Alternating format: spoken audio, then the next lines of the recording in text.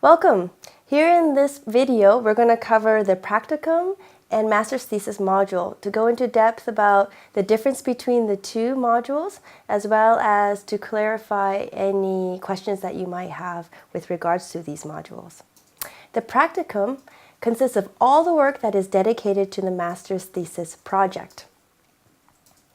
This can pertain a systematic review or an experimental study design.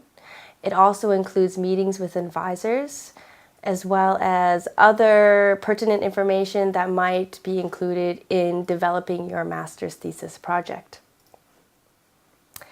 The practicum in its totality is evaluated by your TFM advisor. 70% is dedicated to the practicum document, and it should reflect in writing all the work that you realized during the practicum period. And 30% of your evaluation is basically your advisor's perception of your overall work. And basically, the practicum should include or be comprised of 150 hours of work. In your master's thesis, this is particularly evaluated by the tribunal committee. It's an evaluation of your document, your master's thesis, its presentation, as well as the defense. 25% of your TFM is also graded by your advisor.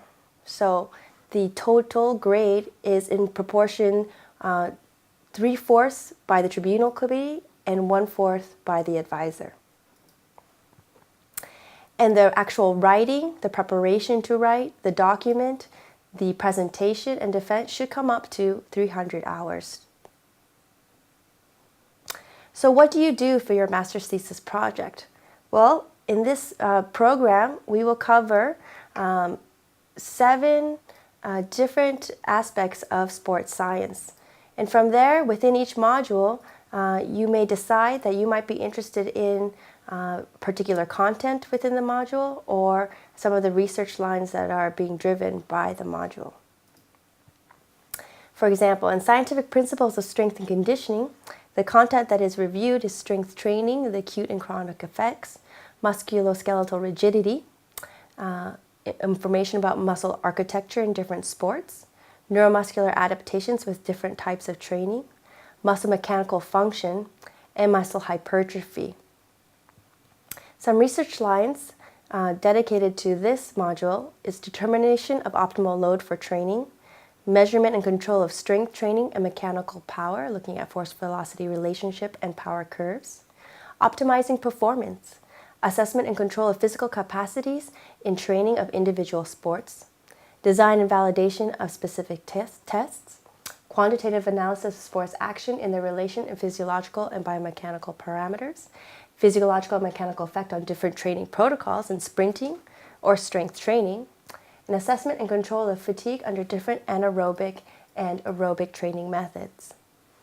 In the exercise physiology module, we'll cover muscular and hormonal adaptations to exercise, as well as cardiovascular and metabolic adaptations.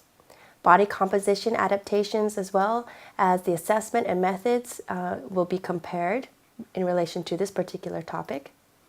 And some research lines in this area are physiological and fatigue effects from long-term endurance events, physiological profile of a player in team sports, training and physiology in special conditions, and in the biomechanics and movement analysis, we'll cover biomechanical models and inverse dynamics, anthropometric models and thermography, kinematics and kinetics applied to sports, tools and examples for sports biomechanics, simple and sophisticated, calculated models of muscular force, as well as kinematic analysis in nautical sports such as swimming. Some research lines here are applied biomechanics to health, conditioning, and sports training, functional assessment biomechanical of nautical sports of human propulsion, and anthropometry and sports performance. In program design, as related to strength and conditioning, we'll cover biological foundations of training, factors affecting sports performance, new research tendencies in program designing oriented towards strength, the stretch shortening cycle, muscle hypertrophy, and maximal strength and power. scientific foundations and applications in the field of fatigue, recovery from different strength training programs, and organization of training load in individual and team sports, as well as an in-depth of high resistance circuit training. In program design as related to strength and conditioning, we'll look at some research lines here with the use of power curves depending on selected exercise, the effect of load interaction on different protocols, the fatigue following different strength and power training loads, effect of training velocity on the neuromuscular system, adaptations following different concurrent strength and endurance training. In our sports nutrition and ergogenic aids, you'll know classification of function of essential nutrients in exercise, essential elements in a sports diet, information regarding ergogenic aids, and alimentation specific to different sports, such as endurance, strength, team, and combat, as well as alimentation in special situations. Some research lines here that you might be interested in is the assessment of nutritional state in athletes and the nutritional intervention in athletes in taking care of health and improving athletic performance.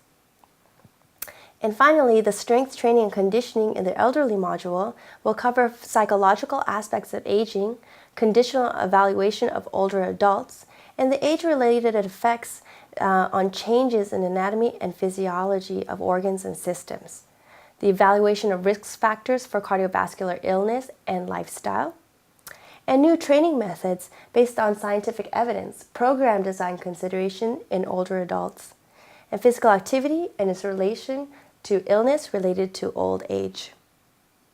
Some research lines here that you might be interested in are the effects of dual task training, that is, exercising not only physically but as well as mentally on muscle power, balance, and cognitive function in older adults, cardiovascular responses to strength training in older adults, analysis of walking parameters and predicting health status in older adults, and the functional assessment of veteran athletes that practice different sports.